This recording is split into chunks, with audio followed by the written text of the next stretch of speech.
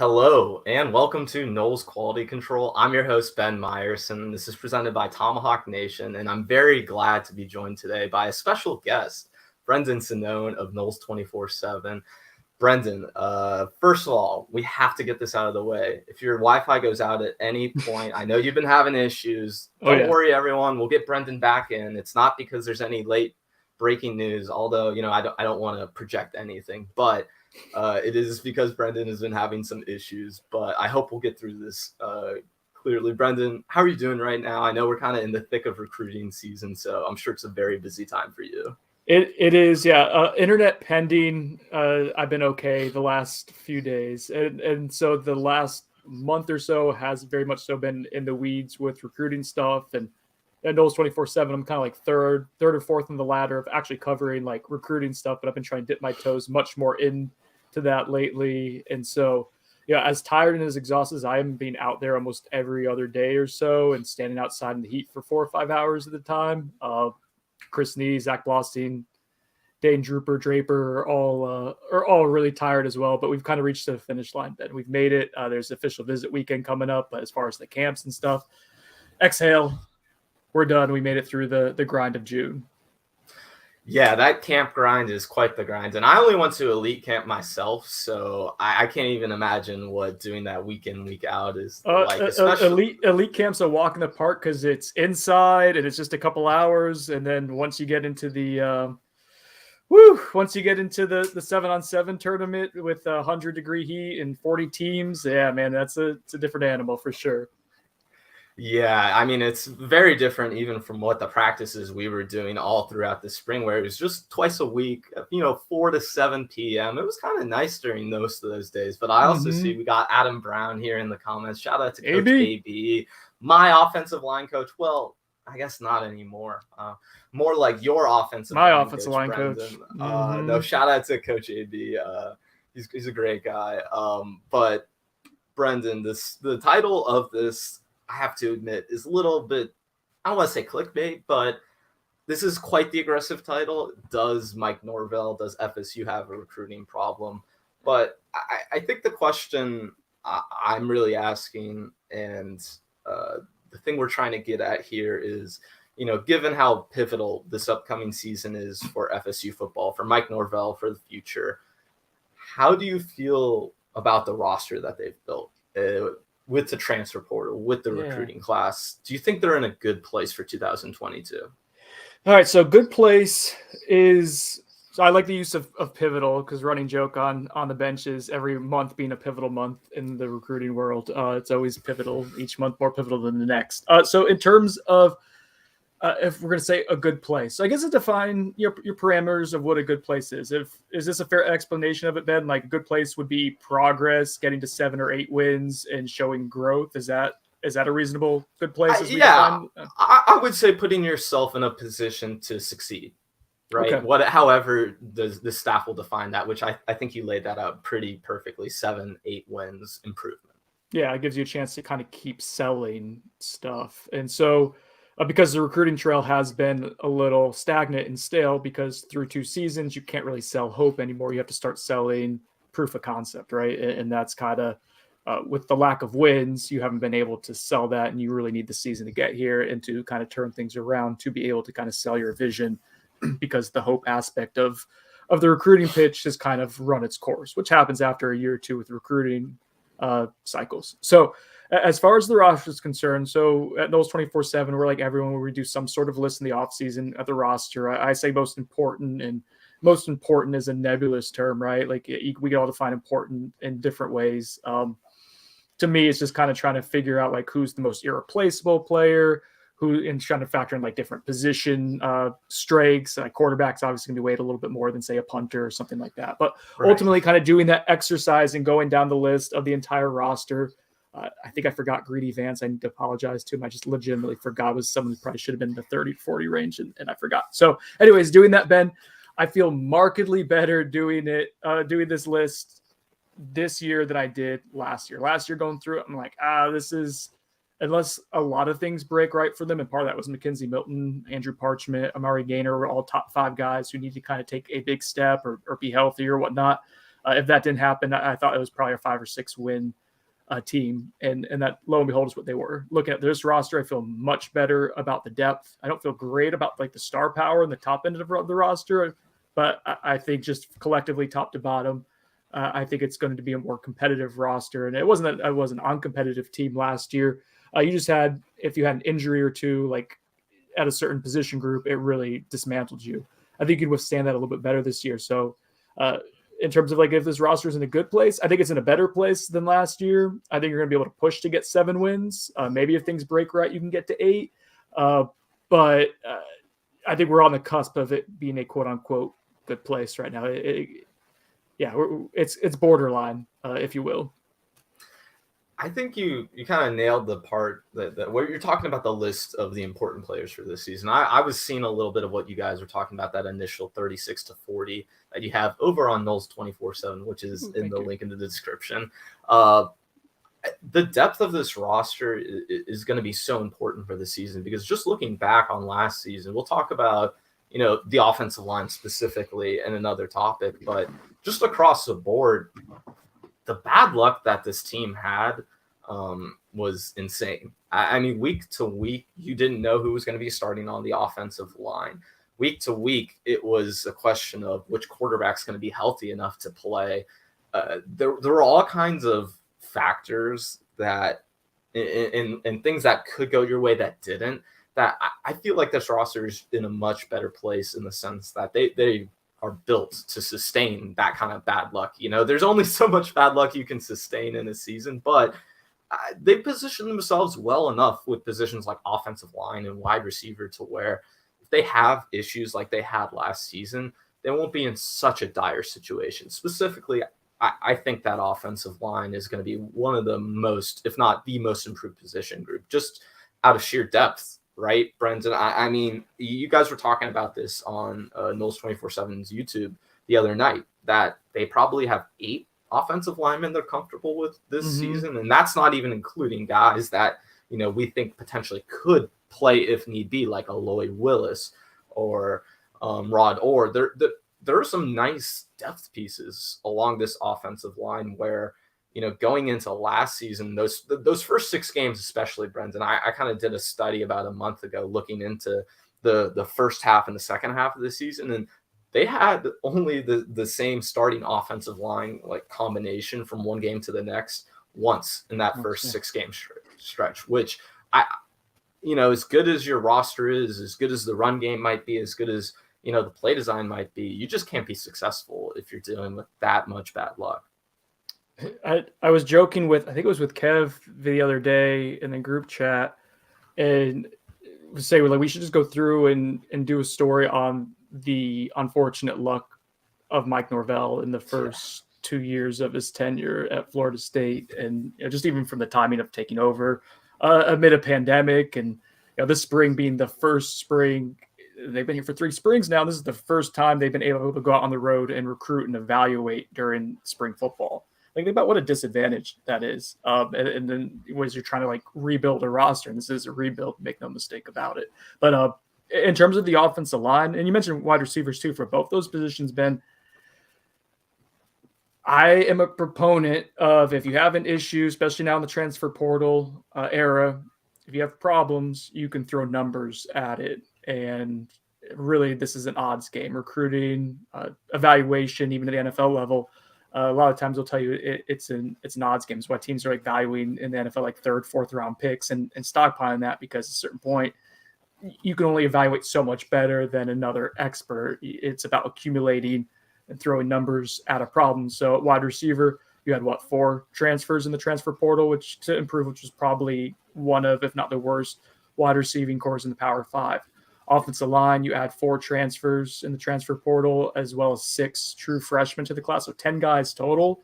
I did the math the other day. I think you added 3,300 pounds or something like that to the offensive line. And they signed more guys in this cycle on the offensive line than they did from 2017 to 2019 combined, or as many. And that's kind of when the offensive line started falling apart, right? You stop throwing numbers at it. It's like you basically expose yourself to all these, you mentioned bad luck, like if someone doesn't work out, if someone gets hurt, if someone has grade issues or whatever, you expose yourself to the elements of life of college football, which is injuries, grades, just all sorts of different stuff. So the offensive line, yeah, like I will give the staff credit. I mean, I think there's issues on the recruiting trail, and they fell short of attaining star power in this past recruiting cycle. But in terms of having the self-awareness to know, like, these are positions of need, wide receiver and offensive line were rectified in that regard. Now we'll see how much of a hit rate you have on these transfers to potentially help you. But as we're talking about, like, just withstanding some bad luck, injuries, you do push yourself in a better position for sure, just based on sheer numbers. Yeah, and I also think what they did with the offensive line in particular with the transfer portal, just looking at the type of guys they brought in, it's a lot of versatile guys, right? Kaden Lyles, I feel like, is the only player who's really just he's a center. You really probably don't want him playing any other positions, but I mean, although he played defensive line at it for like a season, I think at Wisconsin, for half a season. So even then, versatile, I suppose.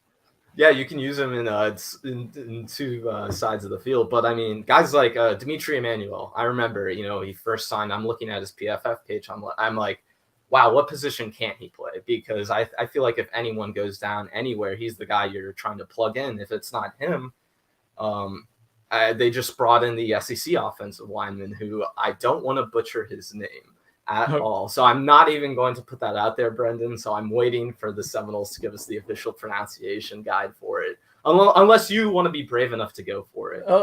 Jastin, I can say confidently. It is Jastin's the first name, and I believe it's either Turnitine or Turnitine. And I asked the FSU Sports Info director the other day, and I've asked Jastin too.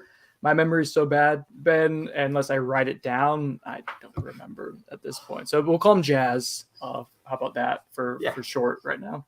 I think that's safe. But you can feel Alex Atkins' imprint on this roster, especially in the type of guys he's bringing in. I talked about the versatility, but it's all of these guys who you see moving in space when you're trying to go back and watch the film on them. It seems like not only was it a concerted effort, like you're talking about, Brendan, to throw numbers at this position, but throw numbers at the type of guys they're trying to get at this position.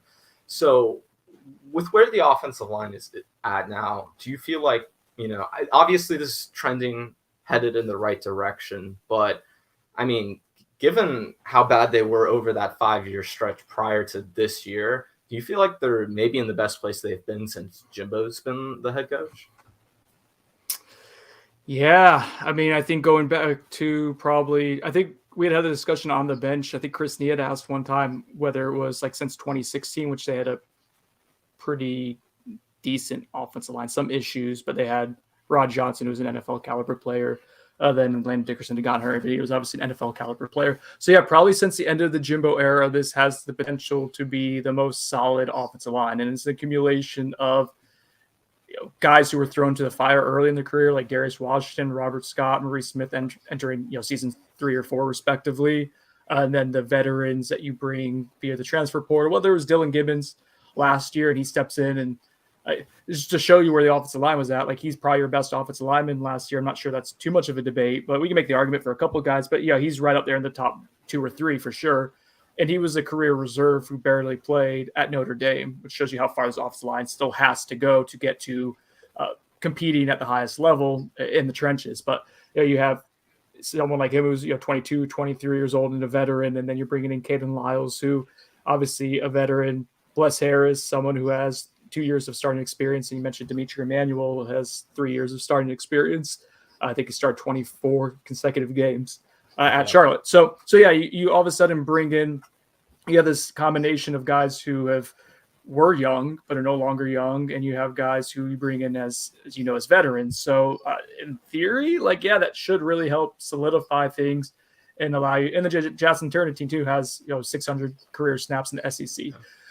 Not all those great snaps, but still experience, I guess, counts for something. So yeah, you have the ability to kind of weather the storm a little bit on the offensive line, which you just haven't done in recent years. Like last year, you mentioned all the different combinations they had to go through the starting lineup. That's not even counting like the in-game stuff. I think AB counted 21 different offensive line combinations throughout the course of the season, which is probably like 10 is what you should be going through the season with some kind of attrition or whatnot. And part of that is injuries, and then part of that is just guys not performing well, and you're having to mix and match and trying to figure things out. You're able to kind of, I think, ideally jump past that part of the rebuild now of that position group, where you're not having to continually take guys in and out and try them out. You can now probably have a few players who you feel decent about in certain spots and withstand injuries, to where like if one guy goes down, you know what your backup plan is now. You're not trying to have to figure it out from week to week and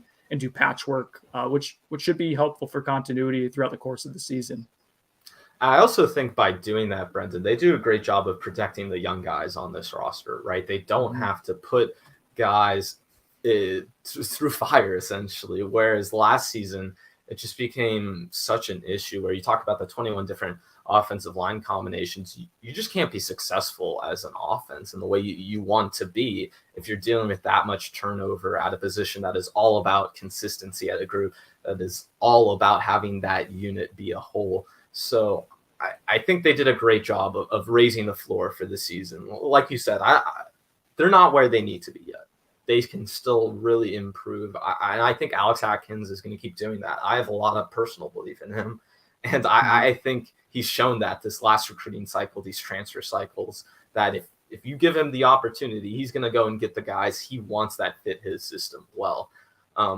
I guess to end off this offensive line discussion, though, is there one guy that you've been particularly impressed by throughout the spring, or maybe anyone who's been coming in since then who you're really excited for on this line? Well, so the spring I thought was, to me, a bit of a disappointment on the offensive line, because it signified that while there's still progress, I think it showed just how vulnerable the offensive line still was to an injury or two. Like when one guy had to miss a few days of practice or something, you saw the trickle-down effect through practice, to where all of a sudden, the backup guard has to come into play, and your offensive line production, your just offensive production in general drops down. And then that impacts your second team offensive line, because you're having to pull someone up from the third team. And then the third team, all of a sudden you're looking at the scout team offensive line, and it's a couple of walk-ons, which is kind of the same place where it was during the regular season as well. And ultimately, like, to have, remember, this is even like a Jimbo Fisher thing. Like he thought like throwing a bunch of numbers at offensive line was sensible, because of how it allows you to practice through the course of the season. If you're able to have like decent looks for the trenches, that should in theory make everything else better through the course of practice. So I thought, Ben, that in the spring we saw some vulnerability there of just the numbers still weren't great, and some of the younger guys still weren't ready. You talk about protecting young guys. It's allowing a Thomas Schrader to not have to rush back from an injury from last spring and kind of take his time, or for a Rod Orr to not have, he's still really raw, for him to not have to push to play earlier than expected. So when spring ended, I was like, okay, I think you need to add, I remember joking around, me like, you need to probably, if you have 4 transfers you can take, maybe invest in 4 offensive linemen.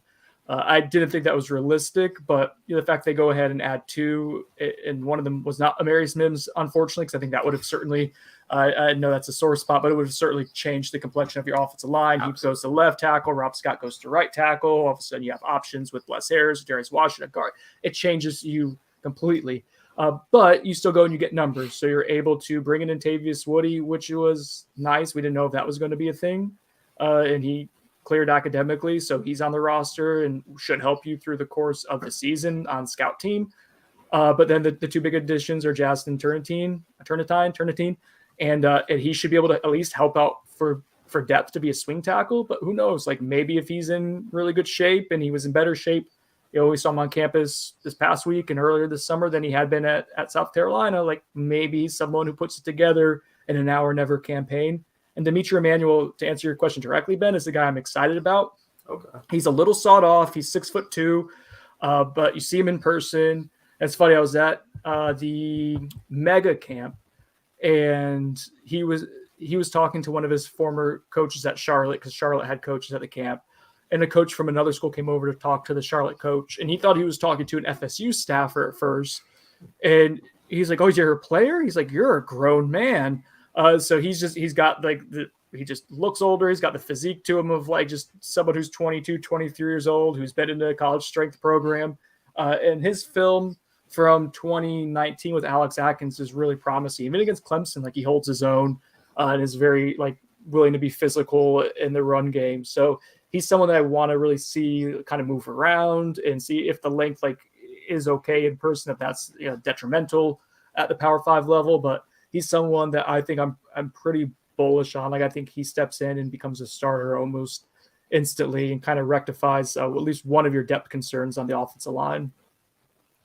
That's a great name to put out there. And that's, it's funny that you go that direction because I think I'm going kind of the opposite way in the sense I'm going for the young guy that they brought in, Bless Harris. I was honestly really impressed by him in the spring atmosphere, Brendan, because I think, the expectations going into that were Kaden Lyles is going to be the guy who's going to be that instant starter, plug and play. You don't have to worry about putting him in.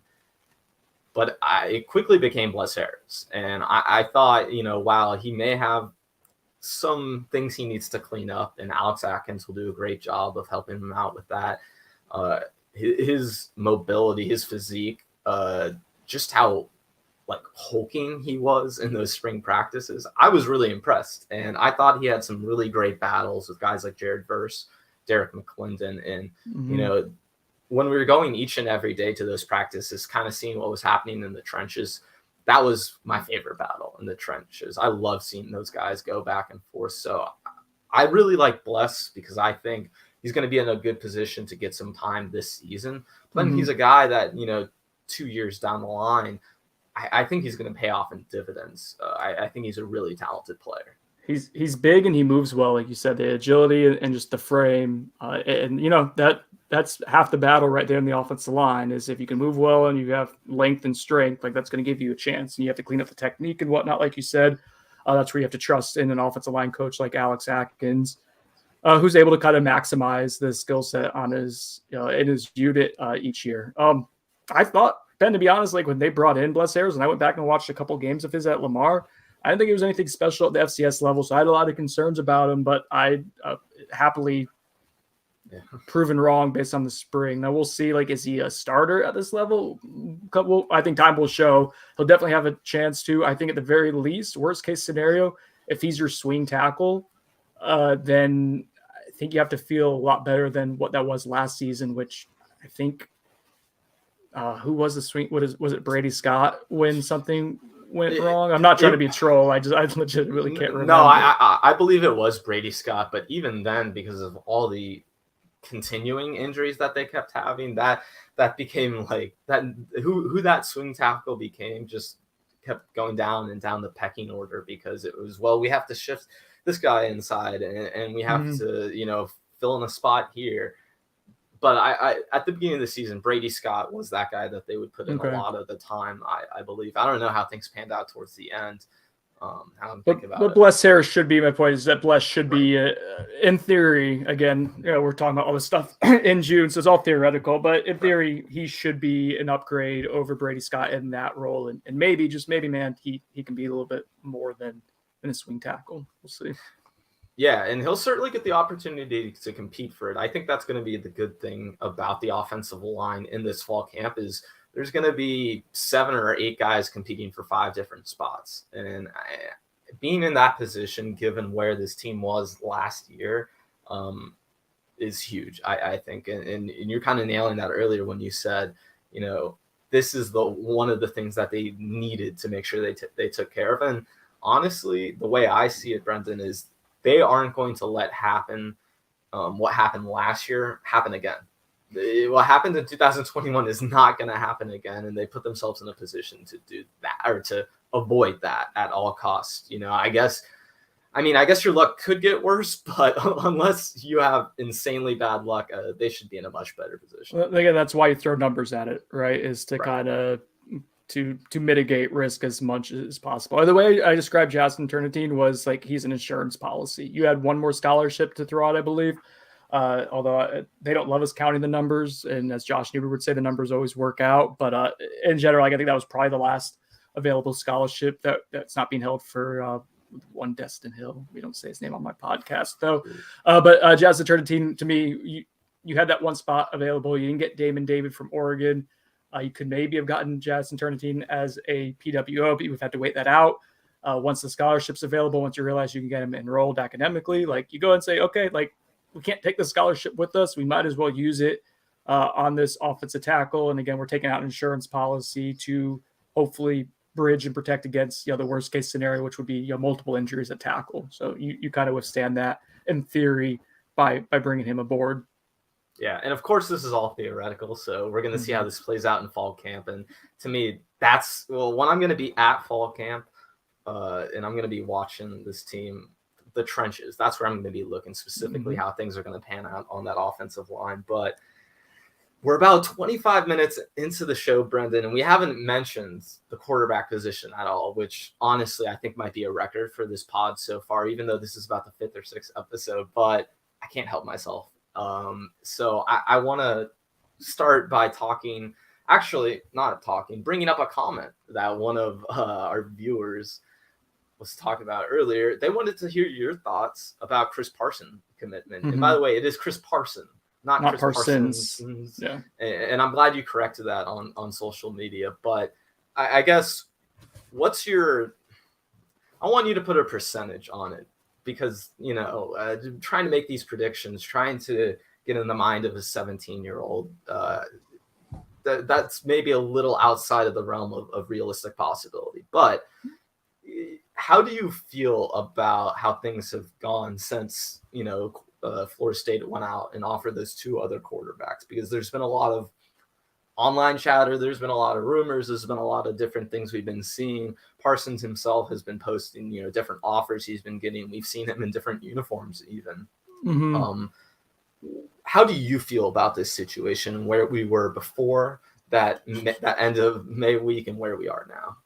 So with Chris Parson, I think what I keep coming back to, Ben, is back in the spring when I think it was Dante Moore, if I'm not mistaken, when Zach Lossine wrote that Dante Moore was going to be visiting, 5-star quarterback will be on campus. And to be fair, Dante was going to Florida State with a trip with I think some of his 7-on-7 team, or kind of was like a group tour. So it wasn't like this official visit or something like that. It was a pretty general, he was going to different schools, but it's news. Anytime if we're not writing about a 5-star quarterback being on campus, we're not doing it right. No. And Chris Parson went and scrubbed FSU stuff from his social media.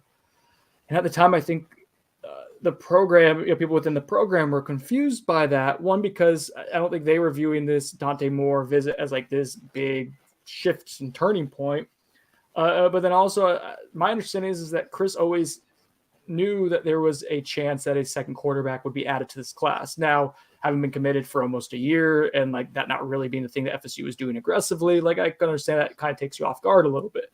But, at that position, to be a quarterback in the perceived bell cow of the class, to kind of retreat that quickly and that publicly and to act that way, I think was an alarming sign. And ever since then, Ben, I was like, that's whether FSU started to explore other options, whether FSU struggled during the season, or whether Chris Parson ultimately still comes to campus, that wasn't an encouraging behavior. Not to get a psychoanalysis of the mind of a 17-year-old, like you said, it's difficult, but I didn't think that was a thing that was encouraging to see at that position group. Or at that specific position. And I think FSU goes through the spring evaluating Chris, and they like him. They think Chris has good tools to him, good physical tools. But I don't think they're in love with it. And I think that shows in the sense that they started looking through that spring eval period at him, and then some other quarterbacks, Brock Glenn and Rickie Collins, and getting offers. This isn't something that FSU planned to do for a long time, but it's something I think, again, going through the spring, they said, all right, we think these guys are attainable if we can be aggressive. We know there's a calculated risk if we go ahead and offer them that we may lose Chris Parson. Is Chris going to be the guy who gets Florida State where it needs to be in a few years based on some of the things we've seen, whether him not developing quite to the extent you would like to physically?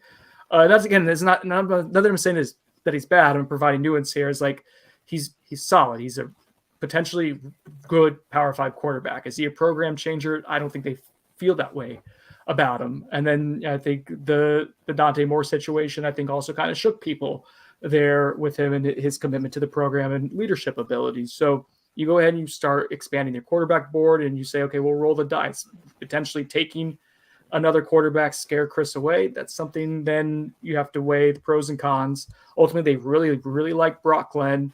I think they've taken their shot at Rickie Collins. They both have been in for official visits. I think Rickie Collins is probably going to be Purdue or if LSU comes knocking, which I think they ultimately will, depending on some of the dominoes fall.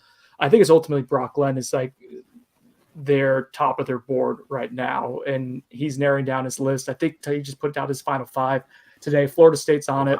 The schools who are probably in the mix for him, Ohio State, depending what, again, there's some dominoes that need to fall in place. Maybe Texas A&M, again, dominoes. And then Auburn, I think, is the main threat for him too, in terms of like schools that like have him atop their wish list and don't have other quarterbacks in play right now. It's Florida State and probably Auburn. So I say all that with, you asked me for a percentage on Chris Parson. We have him right now as a projected official visitor this weekend. That was the case earlier in the week. We've reached out to Chris to get confirmation, haven't heard back. I wouldn't be surprised if he doesn't make it to campus this week. I think that's very much so a coin flip right now, Ben. We'll see. I think it'll be telling. If he shows up to campus, it's hard to see him flipping in the near future here.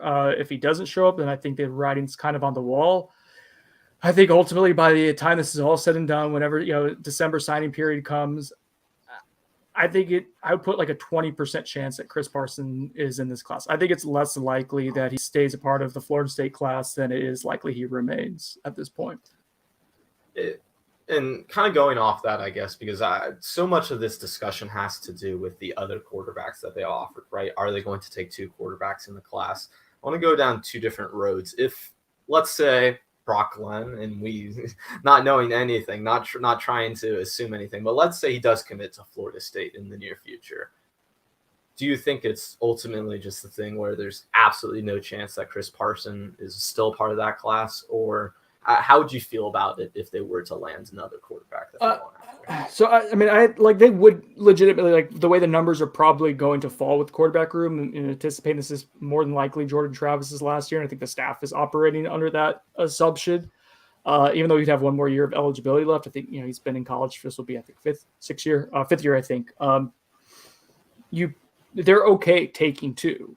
And they would have nothing wrong with taking Chris Parson, as I understand it. Like, they like Chris. Again, this isn't like an indictment on like not thinking he's a quality player or person. It's just wondering if he has it like to the extent of to elevate the program as much as Florida State needs it to be elevated right now at that specific position. So like I had one person I coach at another staff. He's not at Florida State, but I was just trying to pick their brain on quarterback recruiting, and I'd asked them about Chris Parson. They thought he would be, for a Power 5 program like a Florida State caliber, an ideal number 2 quarterback. And I think that's how the FSU staff feels about him, just based on their actions. I think they think he'd be a great number 2 to have in a class, and you see how he develops and maybe does become a starting Power 5 quarterback. But if you were to get someone like Brock Glenn, I think he's kind of the apple of FSU's eye right now. I know it's an old man idiom there, but I think he's the guy that Florida State wants and covets the most right now of any player in the country that they view as attainable. He's from Memphis. There's a lot of ties at this coaching staff, whether it's Mike Norvell, Tony Tokars, Justin Krause, Cooper Williams, some outfield guys. Like, there's a lot of guys who are at Memphis who have relationships with the Memphis area still, and coaches in there, and they're familiar with Brock Glenn. He's someone they liked. I think he just kind of keeps getting better.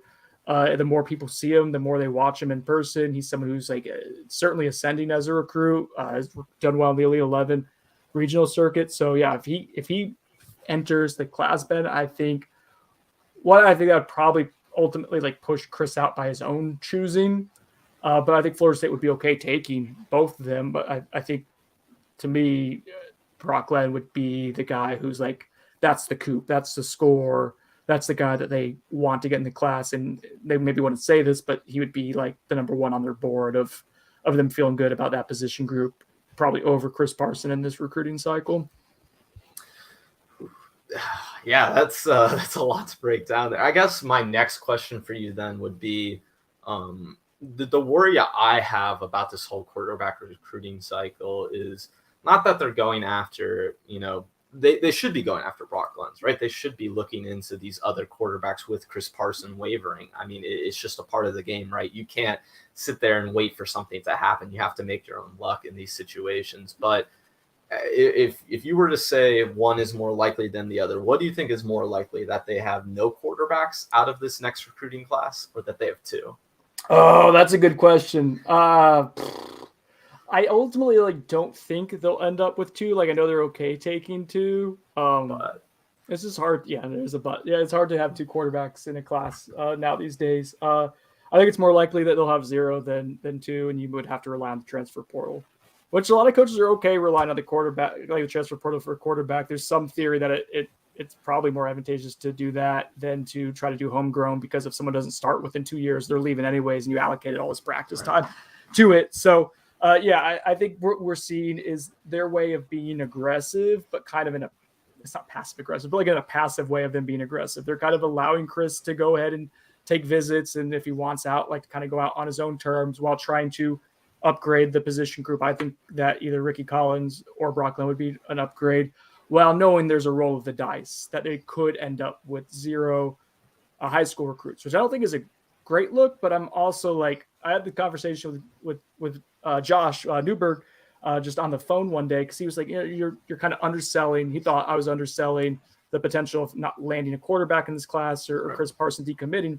My whole theory here, Ben, is all these guys we're talking about, and I like Brock Glenns, and I think Rickie Collins has a ton of upside. I think Chris Parson's solid. I don't think any of these guys are job savers for Mike Norvell. If we're talking about, back to your initial question of this being 2022, being a big season for Mike Norvell and the rosters, it's a good enough spot for them to take a step forward. Even if, say, they win 7 games and then you go into the 2023 campaign, Brock Glenns not probably starting as a true freshman to then help you take the next step. So it'd be more optics than anything, which do matter. But yeah, I don't view anyone that they're currently in for right now as a instant impact player, or even someone that you can go to boosters and say, hey, I got this guy who's going to be a surefire, first round draft pick. We just need time. So to me, it's not that this is inconsequential. It would look worse that I think it actually in reality is if you do end up with zero. That being said, you don't want to end up with zero. You want one. It doesn't make me lose sleep at night I think it does some people. Does that make sense?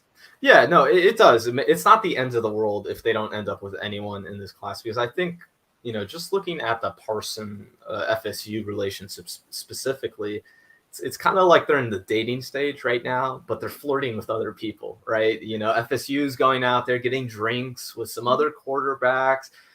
Chris Parson is going out there talking to Mississippi State. So I think there's a clear willingness on Florida State's part to go out and get those other guys. And that just goes to show you that, like you said, they don't feel like Chris Parson is going to be the end all be all recruitment. It's not the end of the world if things don't go the right way, or if they end up with no one, like we're talking about. What do they call it when, I'm trying to remember, when a divorced couple takes a break and they kind of go see other people, but they're still together? They separate. A separation. It's a trial separation is the kind of what this feels like without necessarily calling it that. It's where everyone's kind of looking around and stuff. But yeah, it typically not to be a downer here, but when couples do that, it's probably not a great sign for that relationship working out in the long run if you're already at that point in the relationship. So yeah, I think that's where we're at. I think there is I don't know if it's a tense, a fracture with Chris Parson in Florida State, but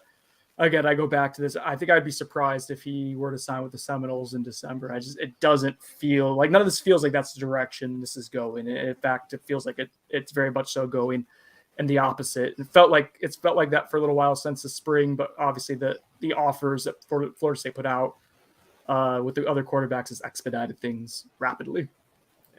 And one more quarterback discussion I wanted to touch on, and I talked about this in a previous video a lot, so I kind of just want to get your 2 cents on it, is you talked about Jordan Travis. You said it seems like this will be his final season. That's what the staff seems like they're preparing for. And I guess how certain are you of that? because, looking into the future, if they're not going to be getting that next quarterback, that 2023 guy, like you said, I mean, the transfer portal is always a possibility, but with Jordan Travis in his future, I guess, how sure are you that this will be his last year, or that the staff is in a place that they feel like this is his last year? Yeah, so I'm sure that the staff is planning for that possibility. That's the best way I can phrase it, is that they understand that there's a very real chance of that. And I think the way they're recruiting currently is indicating it. I've spoke to people on multiple levels of the program that have indicated this will probably be Jordan Travis's last year. Now, there's things that can change that, right? Like he come out and if he plays awful, like he might say, I want to try it again. And they would maybe be okay with that. Or if he comes out and he gets hurt early on and says, I want to, give this one more shot, then yeah. But I think, he might come back another year. But I think the likelihood that he's here at Florida State in 2023 is low. I think very much so. He's preparing as this is his final year. Some people are going to laugh at that and scoff and be like, oh, he's not an NFL caliber quarterback. Like, Ben, try telling an alpha athlete who's been in the top 99th percentile in everything they've done their entire life that they're not going to make it. You know what I mean? Right. So yeah, and also again, he's gone through injury issues. He's in his he's 22, he'll be 23, I think, pretty soon. Or he's at least 22. But regardless, like, this could be time. Like he's done it. He's really plays the physical style of football, takes a lot of shots. I don't foresee him playing at Florida State again in 2023 right now. Yeah, and I think, kind of the double-edged sword of that discussion, like you discussed, is the fact that if he does go down, it's more likely than not that the staff probably isn't going to be here, because if Jordan Travis isn't playing this season, in my opinion, things aren't going to go the right way, and it is going to be a very ugly season. So it is so Jordan Travis dependent in 2022. Oh, yeah. And I mean, his future, what happens, is going to determine a lot of what happens going forward. The offense with him is like legitimately like a top 40 offense, which is not great, but that's fine, right? You can get to what you need to with him from Win-Law's perspective in the top 40. When he's not there, it's like 110 or so. Like, you're talking about the difference of an above average offense versus one of the worst in college football. And yeah, so J Trav's a pretty important piece to the puzzle for sure. Yeah. In my opinion, I don't think he gets enough credit. And especially seeing him in the practice atmosphere that we get to see him in, Brendan, that's not the best atmosphere for him to perform at his best, because you take away some of his best tools, and he is still he's still by far and away that guy at quarterback. Like, there's not even a thought process or a discussion, in my opinion. It is end of discussion. Jordan Travis is the guy. Statistically, it can be tough to measure this stuff. They had probably one of the worst receiving cores in Power 5 this past year, and they had one of the worst offensive lines for the injuries we talked about, or because of the injuries we talked about earlier in Power 5. And he somehow was a top 40 quarterback in passer rating and passer efficiency. I know the stats don't tell the entire story, and they had to do things to kind of protect him, and he's got some limitations as a passer, but if you put him on a roster loaded with skill talent, I think he would be a good quarterback that most people in the college football world know about, rather than this guy who the fan base is split on.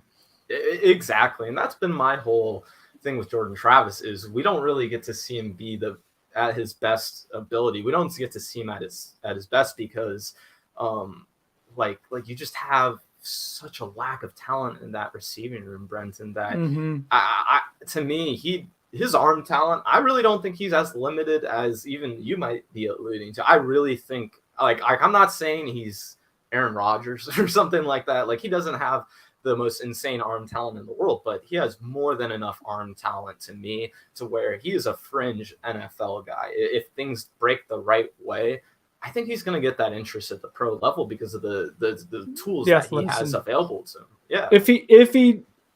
If he takes another step forward this year, I don't think that's I don't think it's out of bounds to be like, oh, there's some NFL skills. That doesn't mean he's going to make it in the NFL, right? That just means like someone would say, hey, he can get the ball downfield.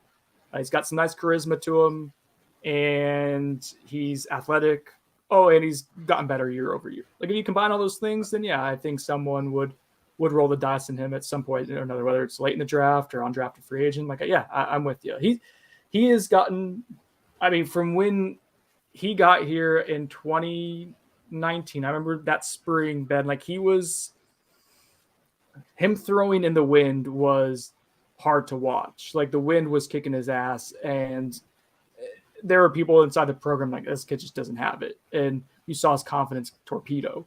And what Kenny Dillingham and Mike Norvell did with him was one of the more impressive things I've seen covering this program in terms of just turning around a fractured, broken player and making him, in my opinion, I mean, serviceable, but in my opinion, like good. Like he's a good Power 5 quarterback, or at least right there in that conversation. People who think he's part of the issue, people who think he's hindering the offense, I don't think they know what they're looking at in the full scope of things. Sorry, I know that's condescending, but like, I don't think there's anyone around college football who thinks Jordan Travis is a bad quarterback. That's a you problem at that point if you think he's hindering the offense. No, I 100% agree with you. I think it's actually the opposite, that the offense or the lack of talent around him might be hindering him. Travis, right? And that's always been the thing with me, especially, I mean, this offseason, right? We saw the improvement in the receiving room, but they don't have a number one wide receiver. They have a guy who's going to be a number one wide receiver, but they don't have true receiving talent to be able to really show off what Jordan can do. And I don't think he'll even get that. He's just not going to get that opportunity in his career at FSU. And I think that's unfortunate because I think he's a really talented player. But that's enough Jordan Travis. I don't want to keep droning on about him. But we do have one question before we get in towards the end of our discussion. Brad's asking you, said, what record do you think FSU needs to have this year to get more attention from those top tier talent? You know, we talked about them missing out on those star players. They have that great depth. Where do they need to get those top end talent players? All right. All right. I feel bad. Like a lot of the answers I'm giving you, I feel like they're not just these simple ones because I think there's some nuance and some layers to this. But no, Brendan, listen, I am all about the nuance. That's why we're having these discussions. That's why this isn't on Twitter. Yeah, that's true. There's no workout here. So, last year, like I think there was a pretty clear, like if you won 6 or 7 games, like you were going to put yourself in position for like a Marvin Jones Jr., Kevin Coleman. I mean, Travis Hunter happened, and I think if you had got off to a better start, like maybe you prevent some of the looking around and the wandering eye at the end. This year, I think you're already starting in a bit of a hole because of what's happened previously. The recruiting momentum, which does legitimately exist, like covering recruiting, like you can feel it. You can talk to different recruits, different coaches, and can sense when there's a buzz versus when there isn't. I mean, Brendan, look, Texas is back today, right? They got Arch Manning. I saw that. It happens almost like, 20, 30 minutes before we started. So, I mean, we're talking about FSU having to decide between quarterbacks. Texas has 2 5-star quarterbacks right now. So, momentum can just flip like that, right? So, it can change so quickly. Yeah, I mean, the Travis Hunter thing I thought was, I call it the thing, like it minimizes it. I mean, that was devastating. And just for the optics, like it made FSU not cool to go to, really is kind of like as I viewed it. Like I remember that day, the next day thinking about it, I was talking to Berg on the phone and I was like, man, it feels like FSU got demoted like down a tier in the college football ranks. Like as cool as Travis Hunter was making it cool to go to Florida State despite some of the issues, and like the way it happened made it where FSU was a laughing stock. And I mean, you can't get back to there. Like you said, it all can change like that. But I think FSU is in the point now in its rebuild with Mike Norvell where it has to kind of create its own momentum. It can't just be based on the recruiting trail. Like it has to be on the field, which brings us back to what we started with in our conversation is that you have to win games this year. So getting to Brad's question, 7 or 8, I think gets you to where like maybe if you get to 8 wins, depending on how that looks, maybe that helps you close on some of the blue chip guys you're in on now. Maybe it gives you a little bit more juice, like some like a Roger Kearney, a DJ Chester, like these blue chip offensive linemen that you're in on, Shelton Sampson. Like it allows it to be like FSU be a more viable, something they can validate going to over a more established program at the moment. But to really get in the place where you're getting those 4 and 5 stars on campus consistently into the like just the sheer mass like numbers game where you need like a bunch of them showing up, I don't think it really matters a ton for the 2023 cycle. I think it's then if you have a good 8-win season this year, like maybe it helps close on some guys, but really then it kind of allows you to get a little bit more juice in the 24 cycle. Now, if you go ahead and really like surprise some people and win some close games and get to 10 wins, then I think that changes the math a lot. Like, but we're looking at what, like maybe a 5% chance of that happening. Like that's a lower odd proposition. You having to win in a pretty tough schedule and a tough Atlantic this year. So, Brad, I think you have to win 7 or 8 games this year to kind of give yourself a chance in the 2024 class. I think anything short of like just really overachieving, getting to like double-digit wins probably doesn't do a ton for like overhauling your total recruiting efforts in the 23 cycle.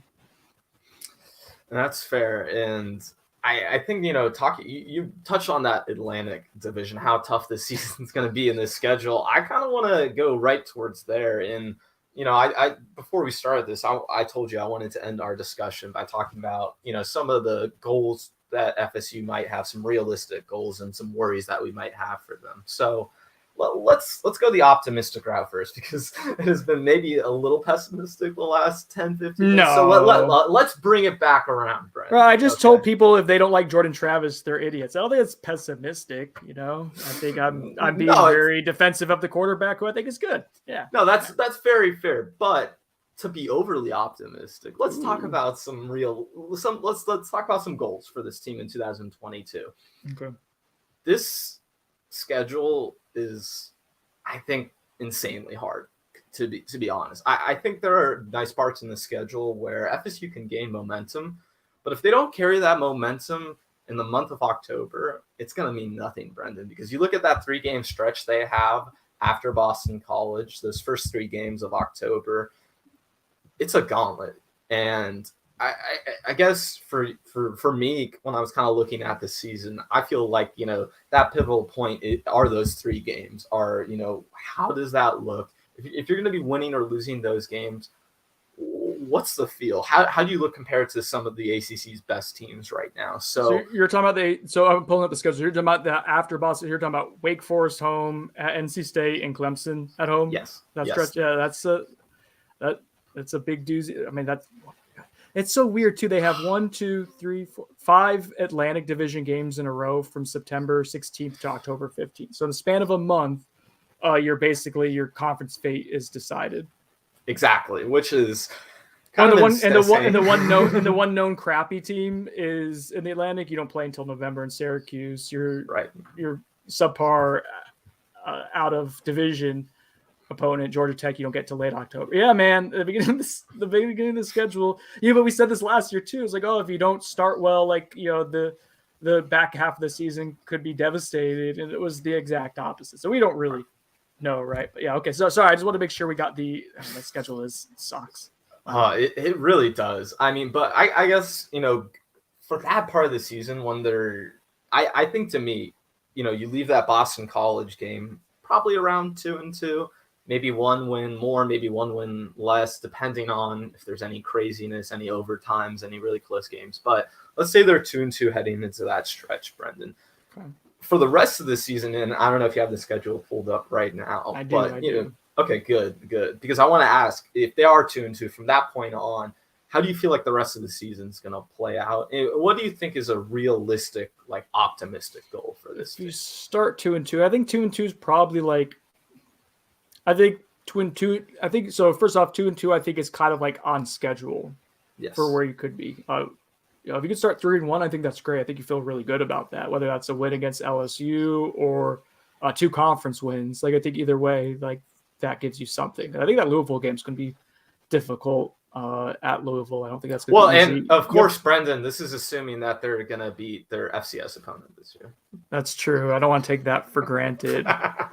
You were. Well, I mean, I was too, so I'm not even going to pretend like I wasn't. But as I heard you talking about that, I'm like, that's one of those things we gotta keep it in mind from here on out. Yeah, I mean, it was as much as like I feel like I get some crap for like defending the staff a lot on Twitter, and it's basically because I'm there at the practices and see like guys I could see actual progression like day to day, whereas I think fans can maybe see it like week to week, or maybe it even takes like a little bit longer.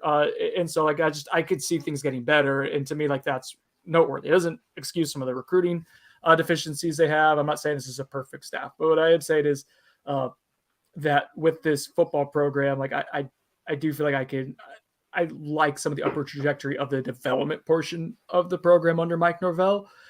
That being said, that Jacksonville State game was it's one of the few times where I could say like that was self-inflicted, where Mike and company screwed up. It wasn't a circumstance. It wasn't a bad luck deal. It was them trying to force some things, trying to figure out things. They took their opponent lightly.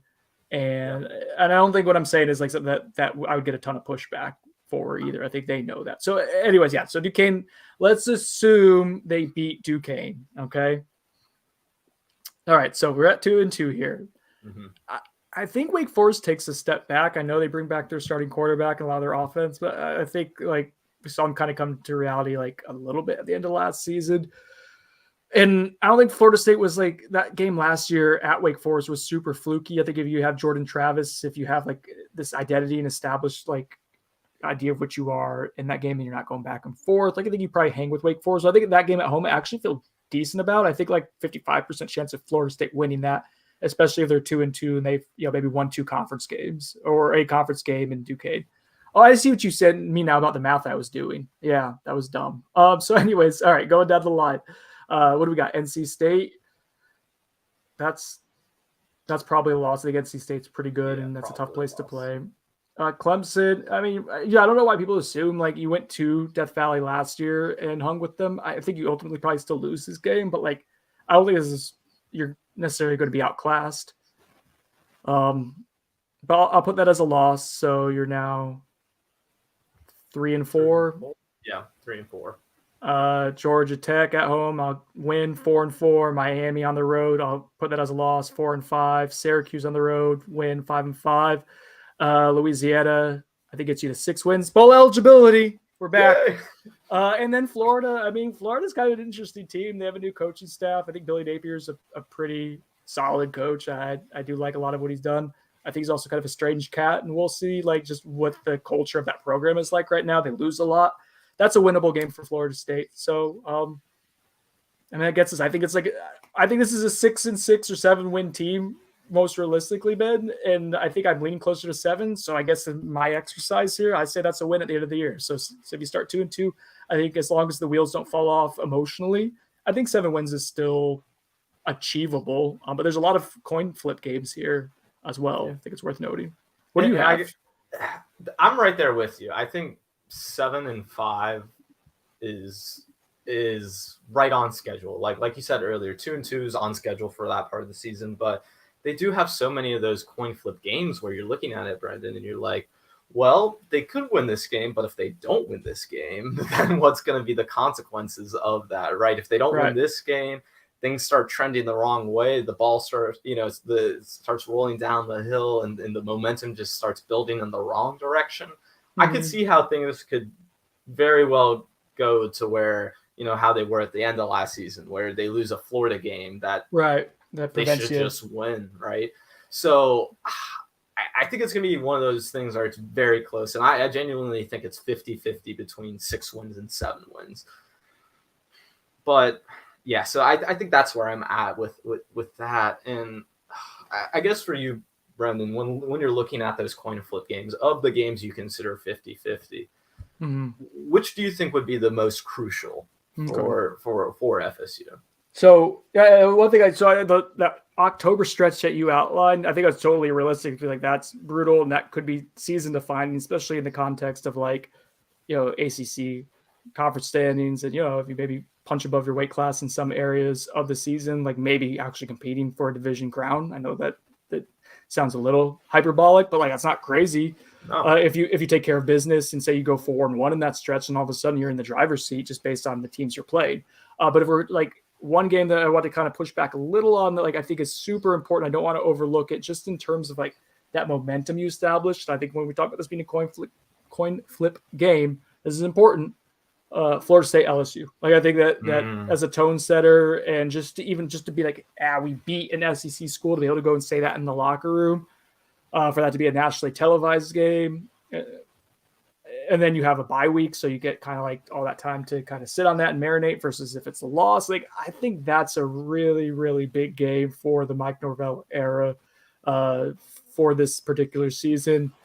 And to really, I mean, let's say you beat Duquesne like you should. I mean, to start 2-0, like all of a sudden, man, and that win includes an SEC program. I think all of a sudden that you're talking about like that changes the math of what the season could be. And that's really important in my opinion, especially if people are trying to change the long-term outlook of the Mike Norvell era and contract extensions, recruiting momentum. Beating LSU, I think, is would be a big step forward for FSU.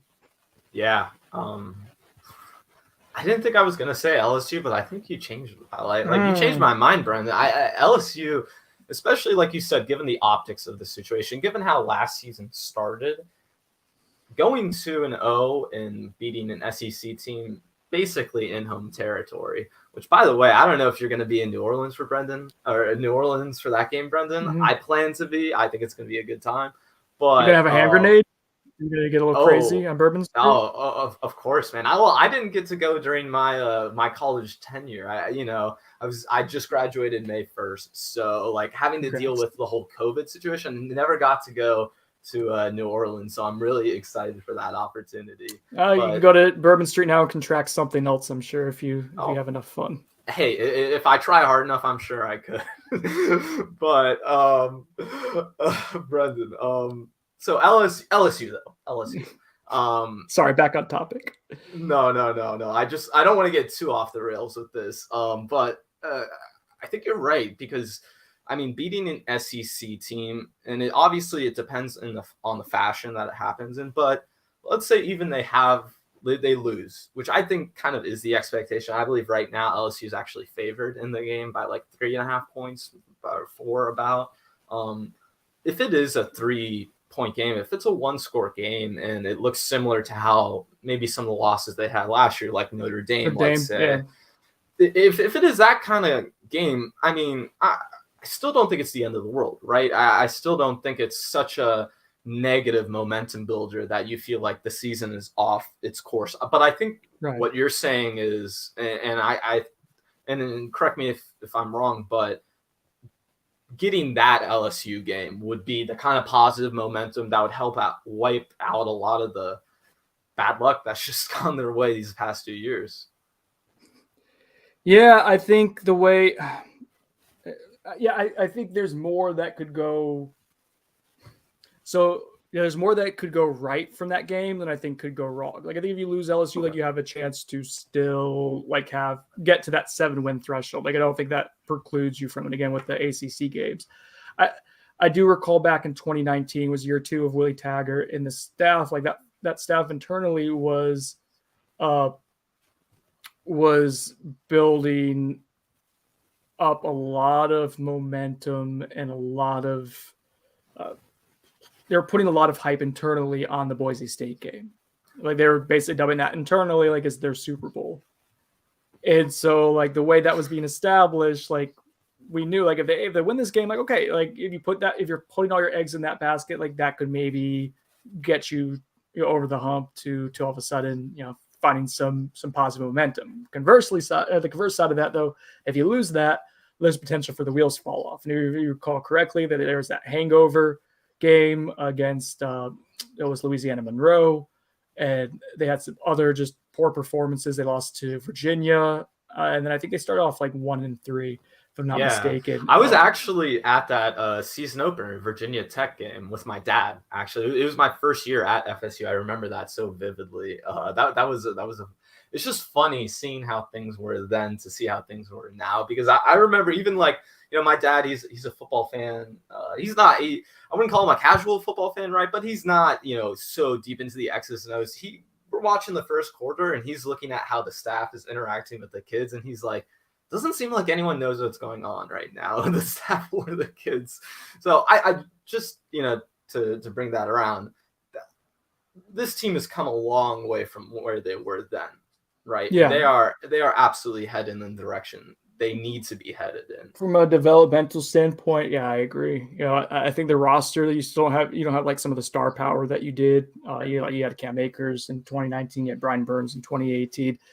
That's ultimately where you have to start winning these games for it to go back into that range. There's only so much I think that there's a cap that you're putting on yourself if you're not recruiting at a high enough level. And that'll eventually will end the Mike Norvell era sooner than it probably should if he doesn't get it done on the recruiting trail. But from a developmental standpoint, culturally, you saw like the APR academics, there's good things happening at Florida State because of Mike Norvell's leadership. Sure. And I think even if things don't work out in terms of the football team winning the games they need to win in order to get Mike securing his future, I still feel that this team is and will be in a much better place than they were when he got here. Culturally, yeah. That's one of the things that I think people just take for granted a little bit about this whole Mike Norvell era that we're in right now, is that the culture he's been able to establish, I think, is so important. Bringing in Alex Atkins, to me, like, I don't know about you, Brendan, but when we get to go to practice and everything, we get to see up close and personal. My favorite guy to watch is Alex Atkins. Man, he is a pleasure to watch. I was at the big man camp yesterday for youth offense, for high school offensive linemen, and just watching him even with the youth linemen. I think I really like him. I love listening to Adam Fuller talk about football. I think he's really bright and it explains the game. Obviously, all these coaches know infinitely more than any of us, on the outside looking, will ever know about it. I feel like I have to say that because sometimes I think people forget that. But the way that Adam is able to explain the game, I find his methods to be really, really strong. So yeah, Alex Atkins and Adam Fuller are two that I enjoy hearing about the game of football from, for sure. It makes sense that they're both coordinators, right? They're obviously ascending in their profession for a reason. Yeah, and I think in particular, I'm not trying to discount Adam Fuller. I'm just saying with Atkins especially. To me, he has future head coach written all over him. He is just a natural leader. He'll be a head coach. He'll be a head coach sooner or later. The way he recruits, the way he interacts, the way he coaches. He to steal Chris Neism, he checks a lot of the boxes for sure. Oh, absolutely. But I do want to end our overall discussion. And first of all, I have to say, thank you, Brendan, because this has been a pleasure so far. It's been fun. And I hope we get to do more of these in the future, because I love having the collaboration between the different outlets and getting different perspectives. Like I said, when I first messaged you about doing this, I love hearing from people who are in the know and who are seeing all kinds of different things. And, having Logan Robinson on, having you on, I want to continue to have these kind of discussions. So I'm glad we got to do this today, Brendan. And for everyone, really, go over to Noles247. Go read Brendan's latest 36 through 40 list for Florida State's most important players in the season. I'm gonna try and get number one out of you now, Brendan, just because I'm a journalist. I have to try. I'll just put some names out there, and you can give me some faces or whatever. Jamie Robinson, how's he landed on that list? Seems like I did a good job pressing the right buttons. No, it's my poker face. I don't want to give anything away. Oh yeah, sure. No, I'm just gonna say, look, in particular, I'm a big fan, and I think I'm one of the biggest supporters in the media of not only Jamie, but Akeem Dent as well. I think those two as a duo in particular, and I hope I see Akeem high on your list as well. I think those two in particular are going to be really excellent this season. And I did a whole deep film dive on them. I think those guys are superstars in my opinion. But dude, Jamie Robinson this offseason, he's always been pretty built, but he's big. He's this is a money year for him, and you can tell he's taking it very, very, very seriously. Yeah, I mean, I think FSU is going to have 2 day 1, day 2 DBs in the draft. So that's my opinion. I already saw Akeem Dent is top 100 on PFF's big board. So it's not just Jamie who's getting the attentions, both of them. But to end this, Brendan, we're going to be a little pessimistic. We're going to be Warriors, because I think, naturally getting to know you a little more, especially over this, getting to interact with you a little bit at practice. I think we're both natural worriers, if I can go out on a limb. But what is your biggest kind of initial concern for 2022 if things don't go the right way for this staff? If we're end of 2022, end of the season, we're saying, wow, things did not go the way they needed to go. Why is that? This might be a spoiler alert for number one on the most important list. If Jordan Travis were to miss a significant amount of time, I think that would be a pretty